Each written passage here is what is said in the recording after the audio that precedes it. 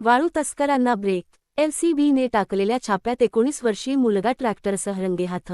अहिल्यानगर जिल्ह्यामध्ये अवैध वाळू उत्खनन आणि वाहतुकीविरुद्ध सुरू असलेल्या विशेष मोहिमेला यश आले आहे.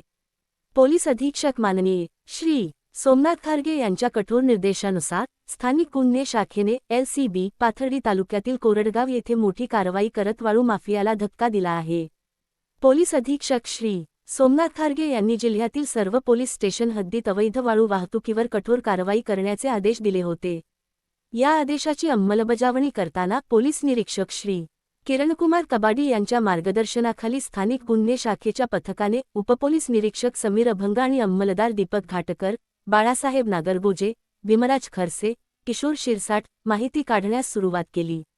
दिनांक 19 जानेवारी 2026 रोजी पथकाला गुप्त बातमीदाराकडून माहिती मिळाली की कोरडगाव गावच्या शिवारातील नाणी नदीच्या अमरधामजवळ एका ट्रॅक्टरच्या सहाय्याने चोरटी वाळू वाहतूक सुरू आहे. माहिती मिळताच LCB पथकाने तात्काळ घटनास्थळी धाड टाकली.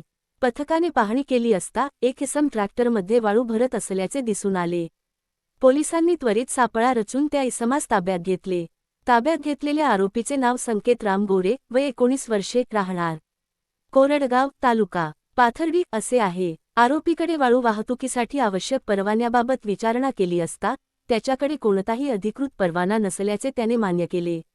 आरोपीकडून खालीलप्रमाणे मुद्देमाल जप्त करण्यात आला आहे. न्यू हॉलंड कंपनीचा विना नंबरचा ट्रॅक्टर, किंमत अंदाजे ₹6 लाख.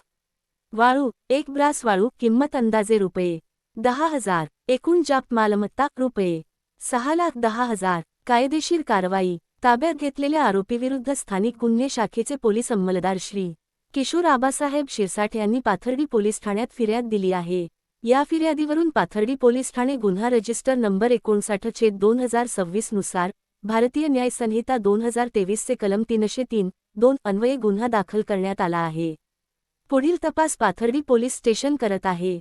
ही कारवाई पोलीस अधीक्षक श्री सोमनाथ खारगे यांच्या सूचना आणि मार्गदर्शनाखाली LCB पथकाने यशस्वीरित्या पार पाडली. लोकन्याय न्यूजसाठी राजेंद्र सूर्यवंशी.